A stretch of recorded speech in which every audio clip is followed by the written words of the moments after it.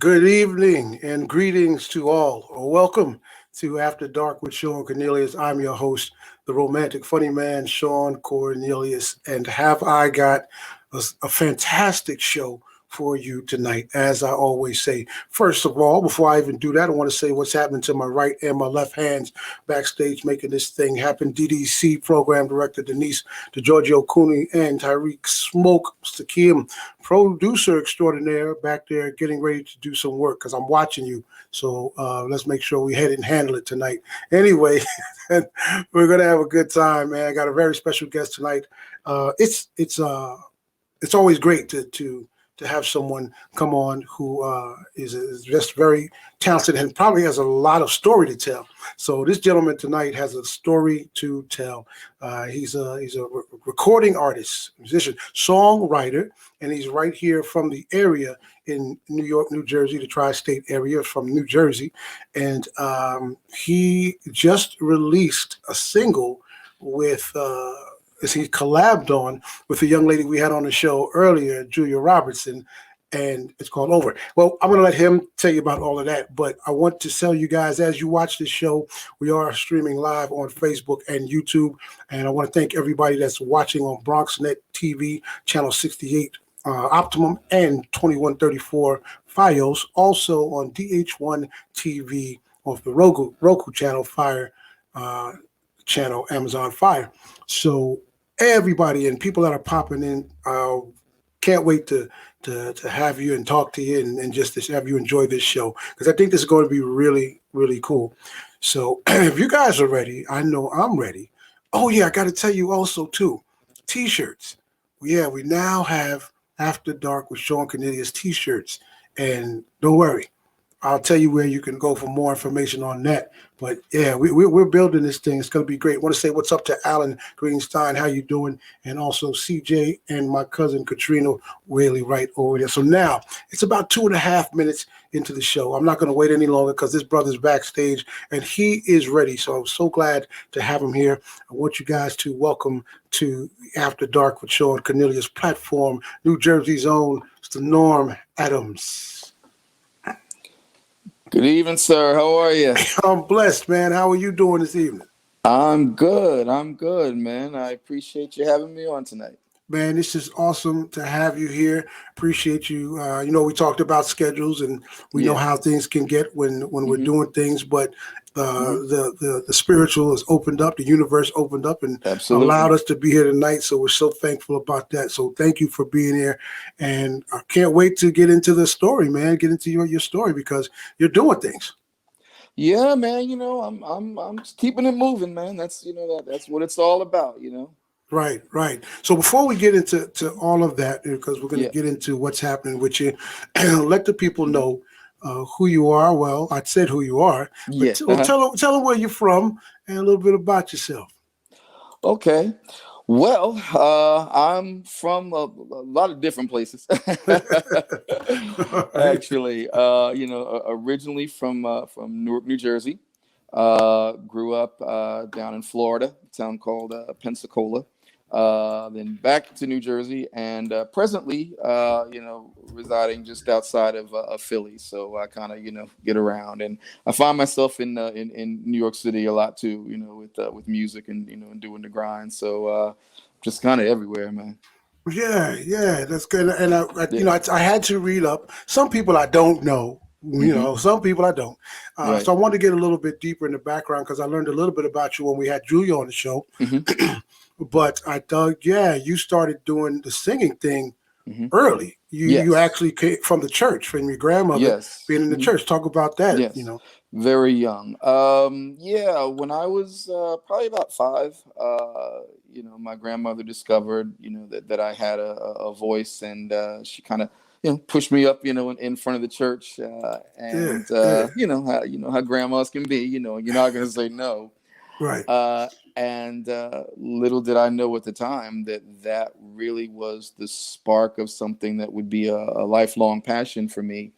And then when we moved to Florida, that's when it really kind of started to, flourish. And, I found myself kind of on the church circuit, if you will.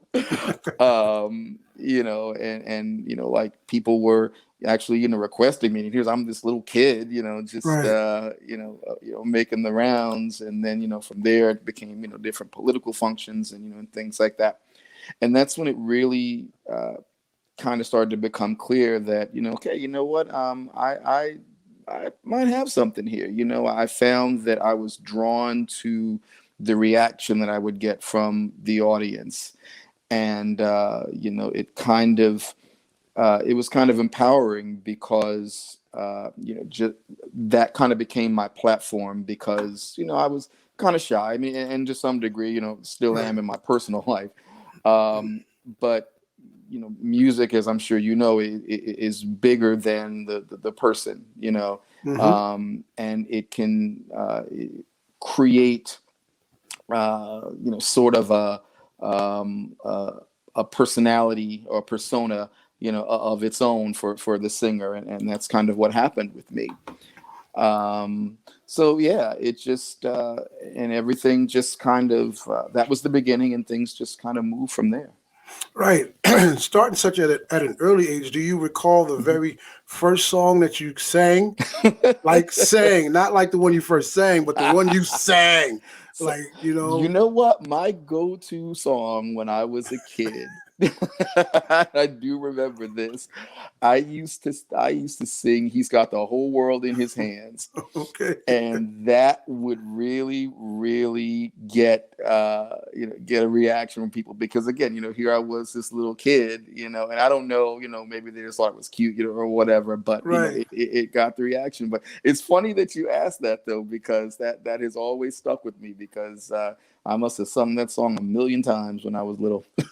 All right. Well, I just want to give you a heads up. You Uh-huh. might have to add 1,000,001 tonight because since you said I don't usually put people on the spot, but I'm always asked by somebody who works with me if a singer comes on, can you ask them to sing? I'm like, no, I don't put nobody on the spot. Yeah, But man, it's Friday night. but you might have to hum a couple of bars, man. Maybe So I'll okay. okay, cool. So you moved Yeah. around. You went from Jersey down to Florida, but then you came back here. Yep. And you started doing some things, and you took music seriously. Yes. Yeah. Yeah. That's when it started getting, more serious for me. Probably, around the college years, when I really decided that, this is something that that I might want to pursue. But with that came, all right, well, if you want to sing, then what are you going to sing? Like, you need something to sing. And so kind of by necessity, I began to develop my songwriting. Right. And I And saw that. Yes. So early. yeah, Okay. yeah. And it really, it began in the most humble way. Like, the first producer that I worked with, like we would literally be down in his basement in Brooklyn, and he had like a 4-track recording machine and a Wow. drum machine, and it Okay. was literally me writing lyrics and melody, and he would put a beat behind it, and those were like my first demos. But again, from those humble beginnings came, those were the stepping stones, to something that would become, more than, than I could have imagined at the time. Right. And then that led into, so that's good because I wanted to talk, because some people say they don't know that they write well until after they have the singing gift, but then the writing stuff comes afterwards. Right. So this is something, but you pursued the Yes. songwriting thing. And that was around the time that you joined, you had your first group. Yes. I was part of a group called Mass Appeal, and this was in the mid 90s. And we were a 3-man vocal group. 2 buddies of mine from Jersey City. I want to shout them out if they're watching. John Howard, Tim Smith, Sure. Sub Brothers. And, we kind of made the rounds. We didn't have huge, mainstream success, but we had some. We had a song that we did. Hold on, Norm. I think I know okay. this one. Hold on. A little bit of heaven. Yeah. Yeah. All right. Okay, cool, yeah. And and that song, we actually had Kima from the group Total on that song with us, Okay. and we got a nice little buzz in the clubs, and and so from there, that kind of opened doors, to other things, for me. So, that was a great time. We had a lot of fun. We traveled. We, were doing what we loved. We were, young, and it was just a great time. Yeah, and what's so cool about this interview is, it's cool to be able to understand what you're talking about when you're Hmm. talking about the music industry, because similarities. When I Yeah. saw in your bio that Hmm. you went over to Japan and Yes. you were doing some things and traveling internationally and just Yes. kind of doing some things, picking up a buzz. But then Hmm. you came back over and you Hmm. decided to do something else because you really hadn't made it. You Yeah. decided to go back. You can get some more education, Hmm. Yep. and you Absolutely. have a Yeah. master's degree. Yes, I do. Yes, I do. And but yeah, Yeah. but I'm you are sorry. also, no, I'm sorry, man, and you No, no, also go ahead. teaching.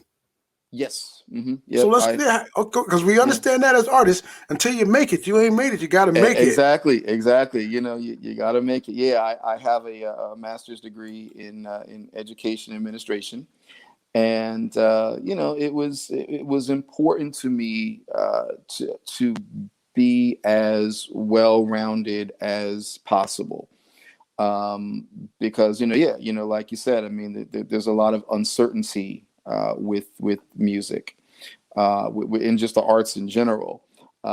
And I think particularly now in the times that we're living in with COVID and everything, we kind of see the value in having multiple options, you Right. know. Yeah. So, Hmm. for me at the time, I hadn't gotten to where I felt that, I wanted to be. So it was, it was time to just take some time to just regroup, and just figure out, all right, where do I go from here?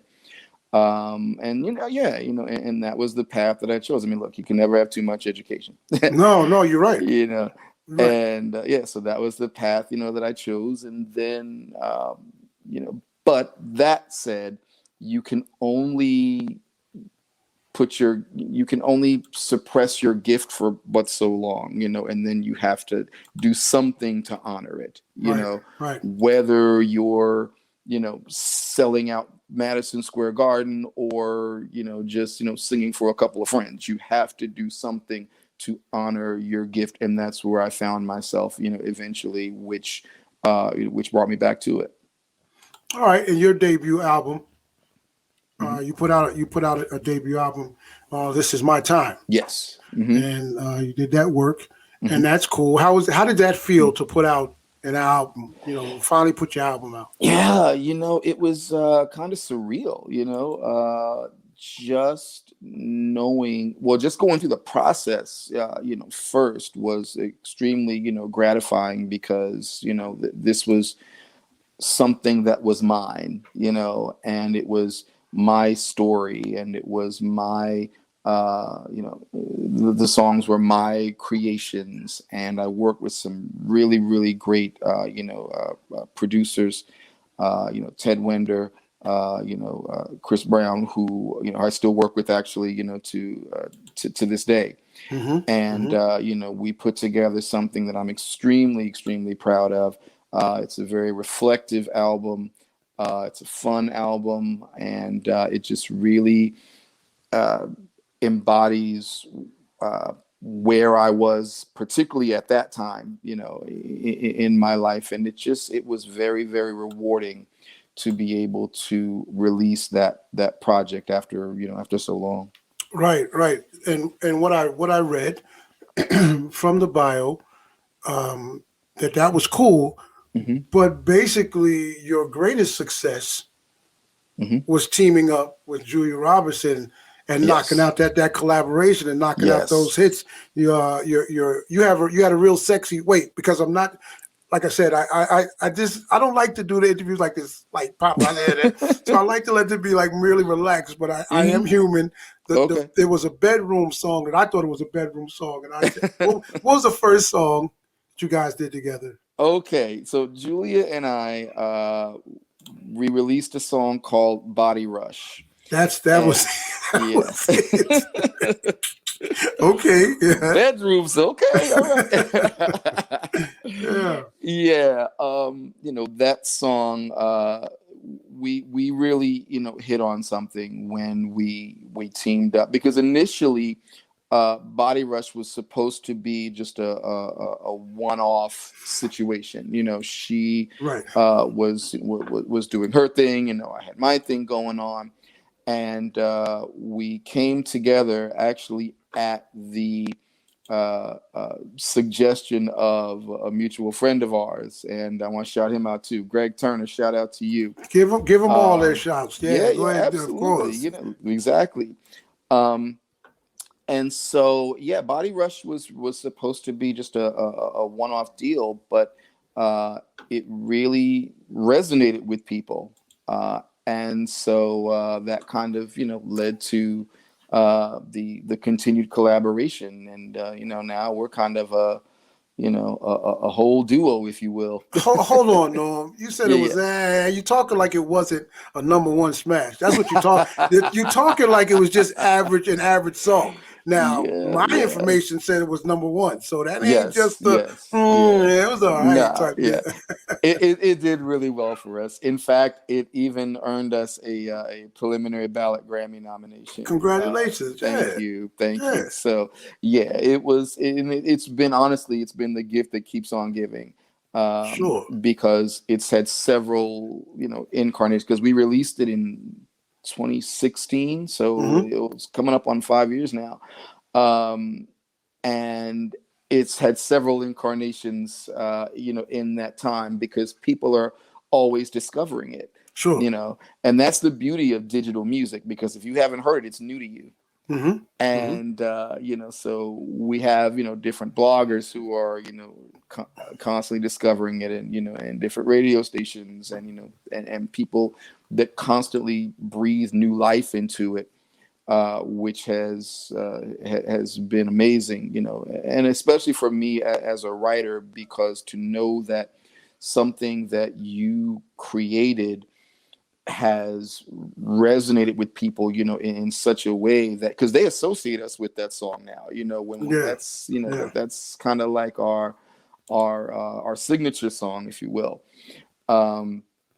And whenever we perform it live, it's amazing to hear people singing my lyrics back to us, and that's really the mark of a great piece of work.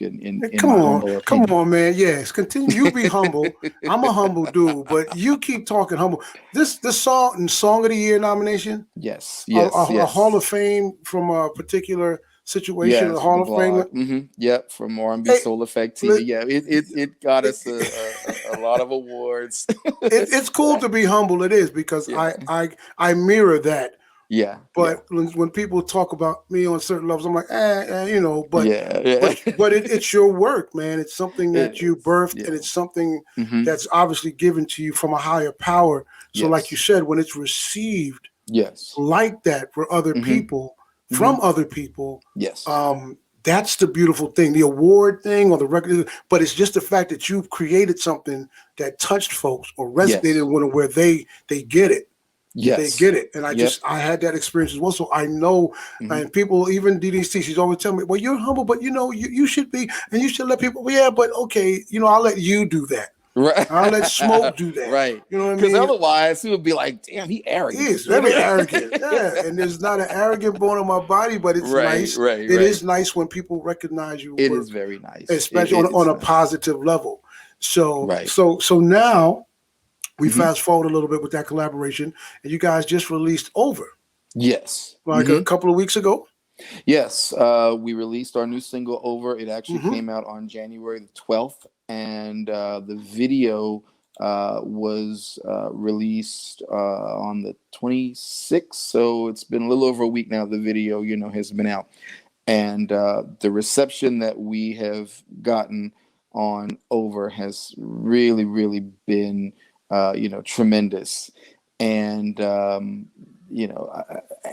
what's really, really validating is that not only, has our audience, embraced it, we're getting accolades from our industry peers, Right. who, people like, Bow-Legged Lou, from Full Force, who had some really nice things to say about it. And, and this is a man who has produced hits on, James Brown and Patti Yes. LaBelle, Right. and, and of course, like, the Backstreet Boys and Lisa, So again, as a writer, that is extremely validating, for me. And, and even the legends, Gregory Williams from Switch, had some nice things to say about it.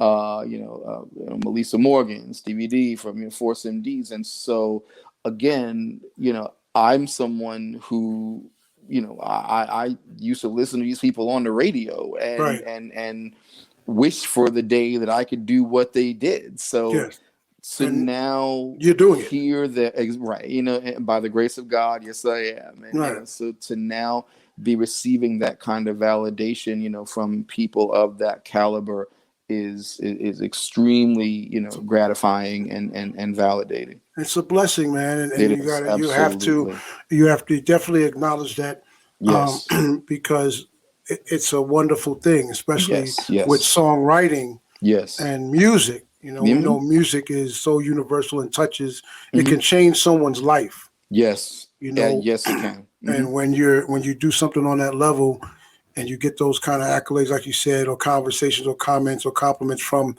people who have been doing it, who you look up to, that's wonderful, man. So kudos and congratulations on that as well. Thank you. I did take a peek at the video, not tonight, earlier, to kind of prep for it, and it's a wonderful song, man. It's a wonderful track. You guys did an awesome job on it. Thank you. That's fantastic. So since we talked about this in your humble beginnings and your comings up, and there's people out there probably watching that are either in this early in stages or want to do it, what kind of advice would you give them as far as, where you are now and, when you started, what advice would you give someone who wants to do it? Know why it is that you want to do this, and I say that because what you put into it, you get out of it. And if you are in it for, for whatever reason, that's just going to determine the amount that you put into it. So, if you're in it for, the fame, the money, and the women, or whatever, those things tend to be fleeting, because they're superficial in nature, Right. For me, it was about the art, and, it's like I said earlier, it's about honoring your gift, So if that is your focus, as it was mine, that's what keeps you going. That's what keeps you moving toward that end.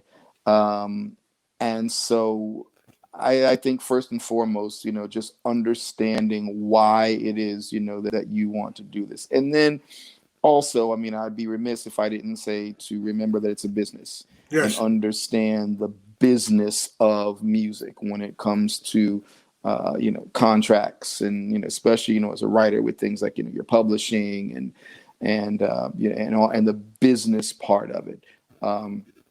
Because it's very much a business, it's, maybe about 10% show, 90% business. Totally. So just, understand that. And so that's, what I would say to, to someone who wants to pursue this and understand that there are no absolutes in this, absolutes at all. And just make sure that that you always have a way to take care of what you need to take care of. Yeah. So I know, since the single just came out, but you and Julia, are you guys Are you putting an album together? You know, not just I just aged myself. Yeah. Did you hear me say album? I heard Yeah, you. I'm But old you know school. what, though? In your defense, though, vinyl is It's kind of coming making back. a comeback, Yes, though. it is. Yeah. Yes, it So I'll is. give you that. So, are you guys putting together? Are you still doing solo? Or are you focusing on Yeah. collaboration? It's a combination of both. Over is actually our fourth single. There were two in between that, we didn't talk about. Okay. We did a song called Home Tonight that was produced by Buddy White from Intro. Okay. And the dance remixes of that song actually really, really took off, like globally. And, so that's been a huge success for us. And then we have a Christmas song Yeah, I called was going to Mighty mention that. Christmas. Don't think Yeah. just because you Okay. jumped past it. Don't think I was Oh, okay. All right. Well, every then singer. I'll let you get back to that. Every singer has a Christmas song. Everybody does a Christmas album or a single. So Yeah. Okay. So we'll get back to that. But anyway, so you know what it is, though, because we get asked this question all the time about, are you doing an album? And the immediate answer is no at this time, simply because I pay attention to the market, and I try to be cognizant of the way that people consume music. And to be very honest, right now, the way the prefer with downloading and streaming being the preferred method of music consumption, that's an indication that people aren't really taking the time to appreciate full bodies of work the way they used to. Not to say that it's everybody, but back in the day, you get a new, you pick up a new CD, and after you spent 10 minutes trying to get that plastic off and unwrap it, or or whatever, right. you pop it in, and then you have a vibe, for 45 minutes, an hour, whatever, for how long the CD was in length. But today everything just moves so quickly, and people tend to have shorter attention spans because we're in the age of social media and getting messages out in 140 characters in a tweet, and and all that. And not for nothing, but you can put your own album together, in a playlist. Yes, you can. You can just go to YouTube or Spotify, whatever, and you can put your own album together and have all the songs that you want, right, and not skip anything. And it's funny because you see, people posting on Facebook stuff like, oh, name one album that you could listen to from start to finish without skipping any tracks, and it's always fun to see, the albums that people choose. But in today's music world, that's not even an issue, because you just put on your playlist all the tracks you want. Right. So of course you're not going to skip any tracks. Right. So for me, right now, I think, as long as we can continue to turn out, singles that are well received, that's enough for us. And again, it's about quality, for us, rather than, quantity. When we released Over earlier, this year, that was the first single that we've released since the Christmas song back in 2018. Okay, you did it again. All right, you went back to the since you did it. Now you got to talk about Let's talk about it. Because in about 2 minutes I'm gonna take a break. But since you brought it back again, talk about the critically acclaimed Christmas song. Yeah. Okay. So a few years back, our publicist, Danielle Holland, she's based out in LA. She approached me with the idea of doing a Christmas song. Well, first she said a Christmas album, and I'm like, well, we haven't even really done a full R&B album yet, But I was right, exactly. But I was open to the idea of doing, a Christmas song. So the challenge there was to tell a story that had not yet been told, because I wanted to write a song that sounded like Christmas, that made you think of Christmas when you heard it.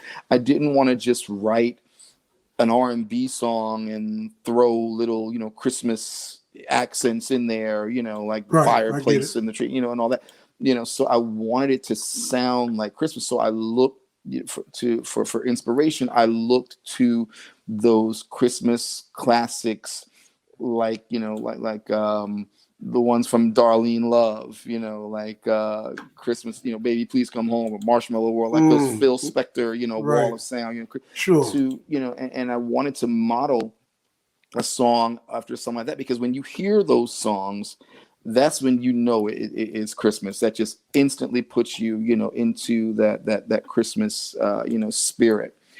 And again, it's something that just really, really resonated, with people, because as soon as we released it and we were doing, press to support it, people would tell us how it just kind of put them in the mood and the Christmas spirit, and like, oh, we hear this, playing, in movies on a Hallmark Channel, or, you walk in Macy's or whatever. And again, all good signs. So, and the nice thing about Christmas music is that it comes around every year. Every year. Every year. And we shot a video for it, and the video goes along with the storyline. And the story, again, I wanted to tell a story that had not been told, which for Christmas is kind of a challenge. Yeah. But the story is basically about a couple who want to do different things at Christmas.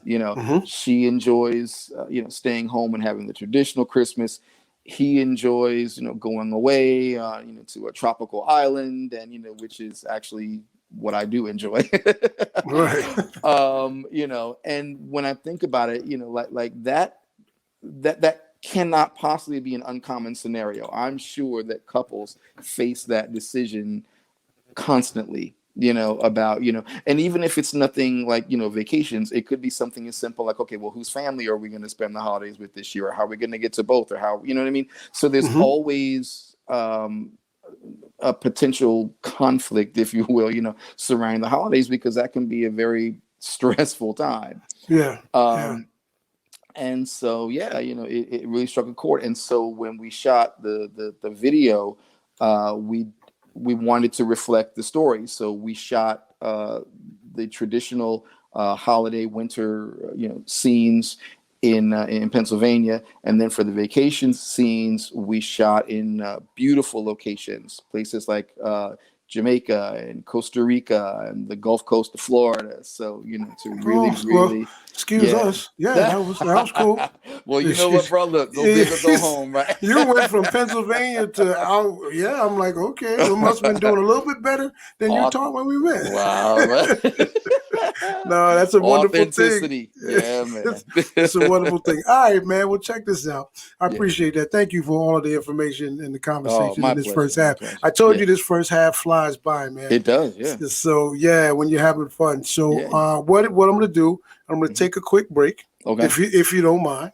Nope, not at all. And then we're gonna come back and find out what you feel about love and romance and intimacy and relationships and all that good stuff. So are you ready for that? You're gonna stay, right? I'm gonna stay right here, man. All right, brother. Well, Norm is gonna stay, and I want you guys to stick around too, because we'll be back after a short break with more Norm Adams on After Dark with Shawn Cornelius. Stay right there. Hello, I'm Thomas Gooding, and you are watching After Dark with my brother, the mighty Shawn Cornelius.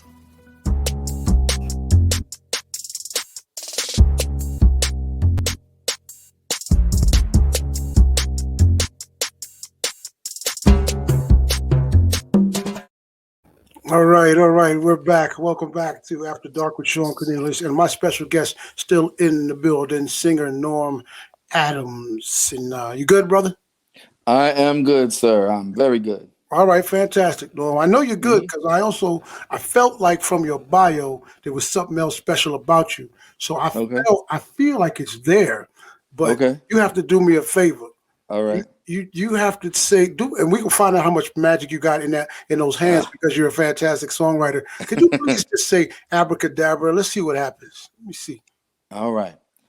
Abracadabra. Oh yeah, it works. It works. Your power, and you focused enough to put us in the love zone. How sweet it is. as Marvin Gaye said. You are now in the love zone, brother, and you're on the romantic funny man's love seat, which means we're gonna have a lot of fun. We want to get your opinions on love, like I said, romance, relationships, and let's see what happens because this is where we are now. Now the people that watch this show on a regular, they love this half hour, and they're gonna be on you if you're not on point. All right. Okay. All right, here we go. Let's go. First question. Yeah. What is your definition of love, and why is it important to you? My definition of love, love is probably the most powerful emotion that there is because it's a connection, and not just romantic love. I mean, there's all types of love. Obviously, there's a love with parent and child. There's love that you have for your inner circle. And then of course, that there is romantic love, but it's a very, very strong, connection. And it also can make you vulnerable because you are putting your heart in someone else's hands, and the more you love, the more vulnerable, you make yourself. So for me, just that type of connection, to another person or people. All right. Okay. Now, and why is that important to you personally? Well, we all need that. We all need, love because with love comes a sense of support and security. And we all need to know that we have people in our corner, people talk about, things like, unconditional love, all the time. Well, that's measured in, in the people who are there for you, against all odds, Right. and the ones that, that you can count on. And again, that vulnerability is what makes you, susceptible to, to being hurt by that on the other end of that spectrum, because, you have given of yourself, to this person. Right. Okay, cool. All right, let's step to the next word. Okay. Romance. What is your definition of romance, and why is that important to you? Okay. Well, again, romance is an offshoot, if you will, of love. Because when you are in love, and speaking strictly of romantic love now, romance is an expression of that love, and it's important in any relationship because it signals to to the other person exactly what they mean to you. So when you talk about just romance, as an act, and of course you can get into the specifics, the flowers and the and the intimacy, and things like that. But it's all part of it. And it's a very important part of love because, again, it's a signal, it's a message to the person that you care about, how much they mean to you. All right, cool. And I got your answer out of that, the second part. So which such a nice answer. Where would you put yourself on the romantic scale from 1 to 10? Where would you place yourself?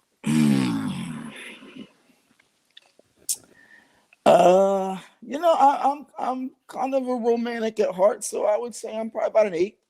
Okay. No, listen. If that's what you feel. So since you said that confidently, yeah. Can you share with us what you have done in your romantic adventures that might put you there at an 8, and maybe not a 9, or not a 10, or a 5?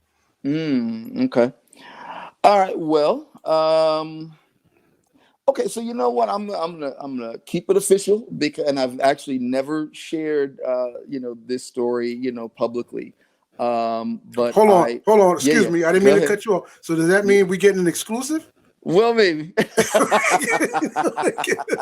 Sounded like somebody said we was getting an exclusive if that story has never been told. Now Yeah. we are known for getting exclusive. Okay, from all folks. right. So I'll if give this it is exclusive, I'm gonna have to get some powers, and every time somebody say this the first time, I'm gonna pop it up on the screen. But okay, so here we go, folks. Here's a Norm Adams exclusive, and you get a close up. Yeah. I would say, one of the more, romantic things. I was married once before, and when I got engaged, it was around Christmas time, and I had set everything up. I'd set the stage to where, I went and I picked her up from work. I had even gone and walked the dog before I went and picked her up, so we wouldn't have to worry about the dog and everything. And so we went to we went to New York. We drove over from Jersey, went to New York, and we had dinner at a nice romantic restaurant up on 57th Street, and then from there we walked over to Rockefeller Center to see the Christmas tree, and it was there that I proposed. And once she composed herself and then said yes, we then walked to the church. Is it St. Patrick's Cathedral that's over there? Yeah, yes. We walked over there because she wanted to light a candle, for her grandmother, since we were, right there. And then from there we went down to Radio City Music Hall, and we saw the Christmas show, with the Rockettes, and I did all that because I knew Christmas meant a lot to her. She's Christmas is her time of year. And then when we got back home, I had champagne waiting, and and the whole the chocolates and strawberries, and all of all the stuff to kind of to set that mood.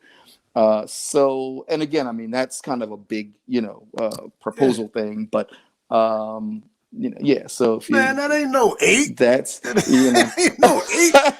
That's a 200 in certain people's books. Well, that was different though, because I mean that's a very unique circumstance. Yeah, you're capable of going 200, but you consider you've averaged yourself at about an 8. Yeah, brother, you got that humble disease. It's all good, because there's probably a woman on this screen right now watching go, oh my God, Norm. So I'm gonna make sure I put up your side. Oh my goodness. So no, that's wonderful, man. There's probably some dudes to that, because that guys will respect that. They may not say it out loud, but women will be just fumbling all over themselves, man. So that's beautiful. It's important to know. Like I said, I knew that about her, how much Christmas, meant for her, and so I wanted it to be, emblematic of something that was special to her, and that would make that time even more special. So. And see, that could go under the category of love and romance, because it's not just about doing things, generic things. Right. It's about knowing the person that you're and creating, molding something for them specifically. Yep. So that's fantastic. That's a song. Don't you write it. I'm gonna write it. Okay, bro. I'll let you get that. Go ahead. All right. Give me 3 things that attract you to a woman. 3 things that attract me to a woman. Obviously, listen, I'm gonna keep it official. Outward appearance is important. We're men, we're visual, outward appearance is important, but also, with that, confidence, but not arrogance, that can be a fine line. Definitely. That can be, a very fine line. And the third thing would be just how she feels about me, and making sure that I know that, what I mean, that I'm appreciated and that I matter. Hey man, that's an important one. That's the first time in almost 75 interviews that someone said that. I'm gonna be honest, and I'm looking at Denise and Smoke now because when I have conversations with women sometimes, and sometimes it's a one-sided conversation because it's always about how they feel and what they want to feel. But you don't understand, even though we have this societal thing of how men are supposed to be. Men have feelings, and it's important to us to want to know what you feel about me. Make me feel special. Absolutely. You know what I mean? I've got those energies as well. So exactly. Thank you got me. I got you. Yeah, you know? thank you for saying that. So now let's get you in trouble a little bit. What are three things? What are three things that you don't like about women?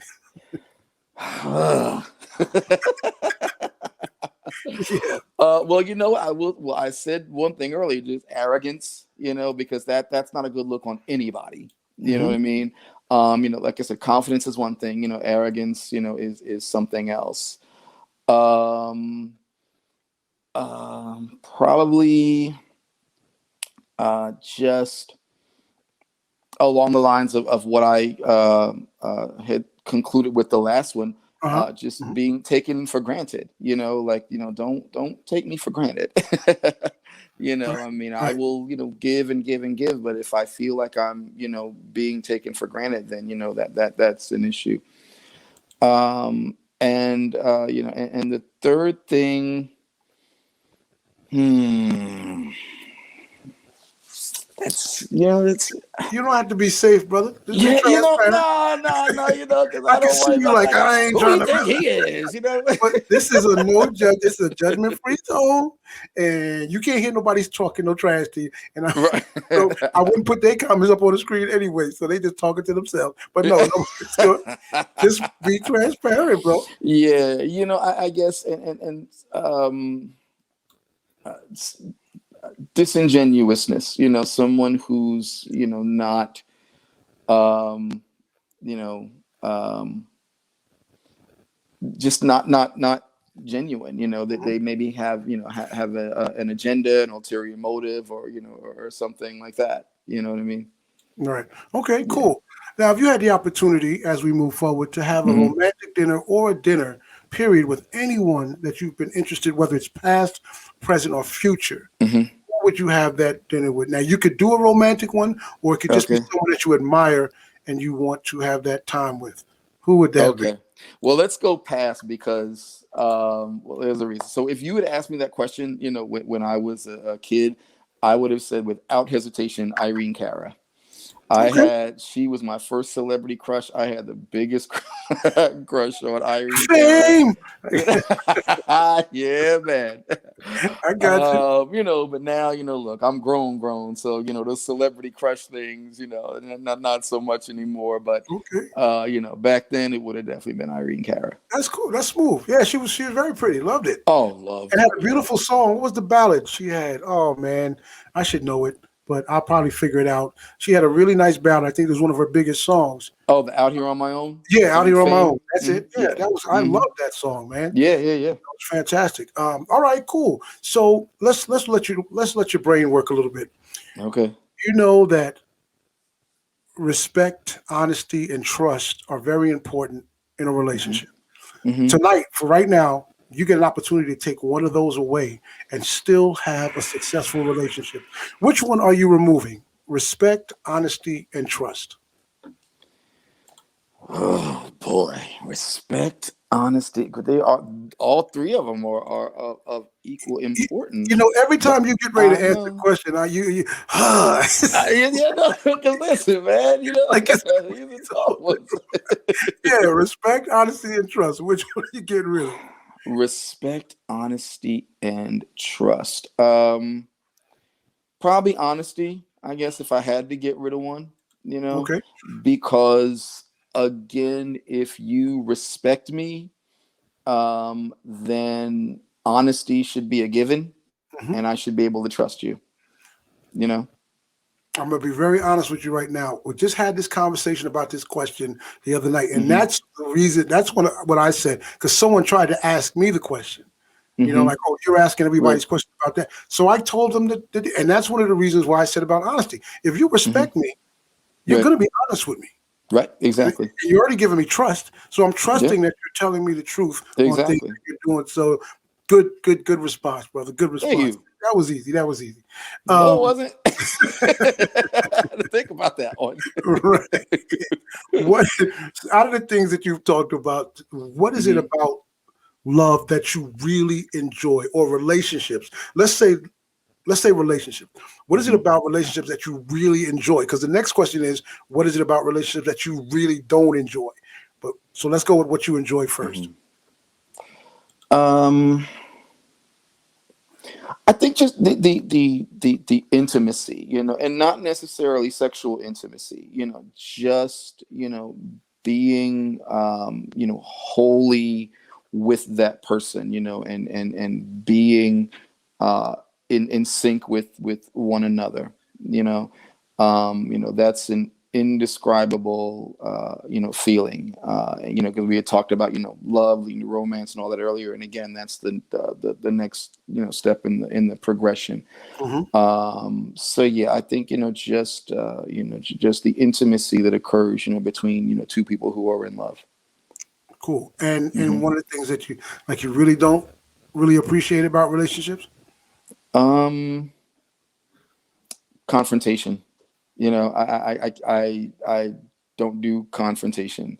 That is the one thing that will just make me hit the door faster than you can say your name. You know what I mean? It's just because it just adds a layer of stress to to a situation that that could already be stressful, because again we deal with a lot out here in the world, you know Right. what I mean. Right. And let's face it, particularly as black men, Hmm. we deal with a lot. And so when when we come home, we need home to be that safe place, Sure. for as it should be for both parties, because and women will say, well, right, it should be for me too, and they're absolutely right. You make that safe place for each other.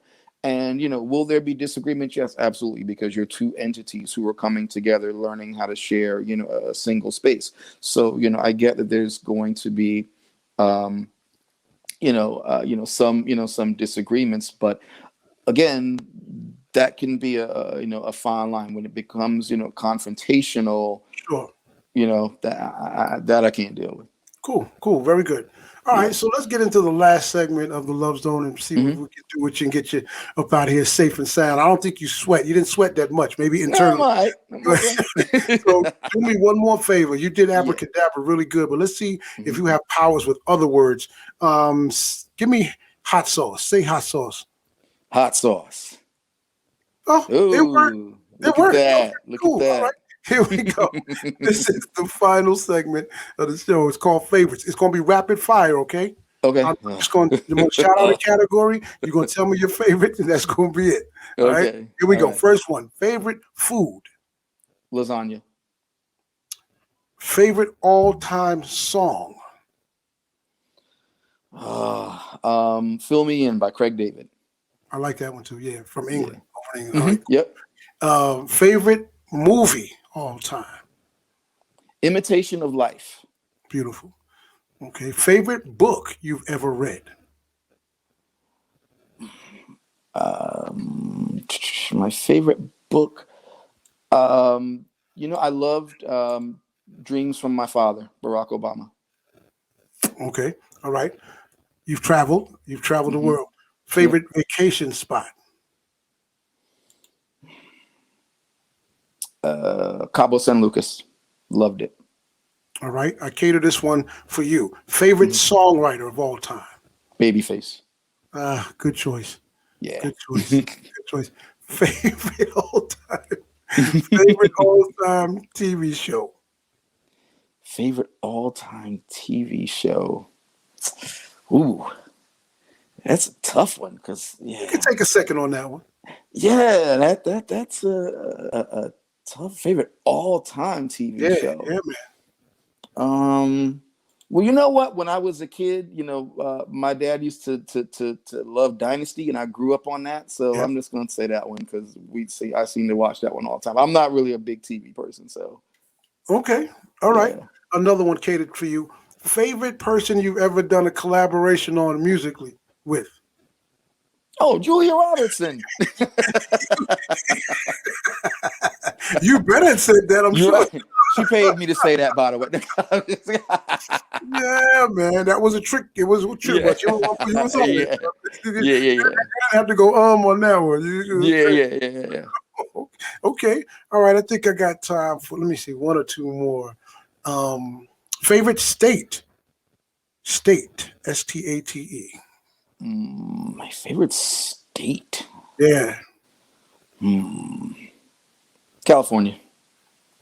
I love California. Yeah, I love LA. Yeah. All right. And then we'll do one more. Favorite season? Because you've lived in Florida, you've lived in New Jersey, you've traveled the world. What's your favorite season?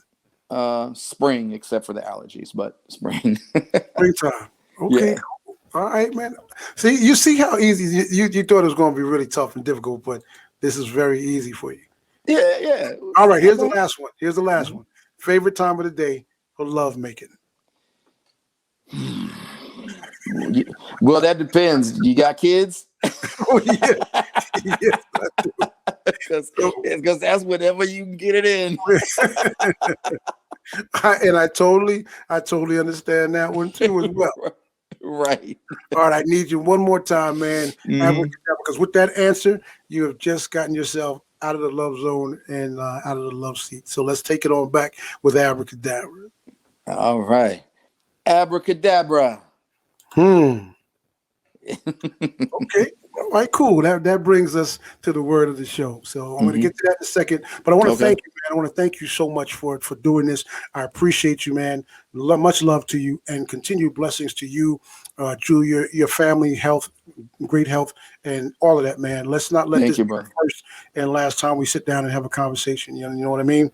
Absolutely. Well, I thank you for sharing your platform with me. It has been an absolute pleasure, and I can't believe an hour has gone by. That we've been talking, and it's really been a pleasure. So I appreciate you. Thank you.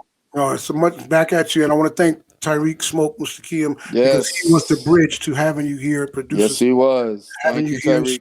Yeah, so that's kudos to him. Word of the show before I do my closing, man. It's simple. Respect. Yes. Respect. You're watching this show.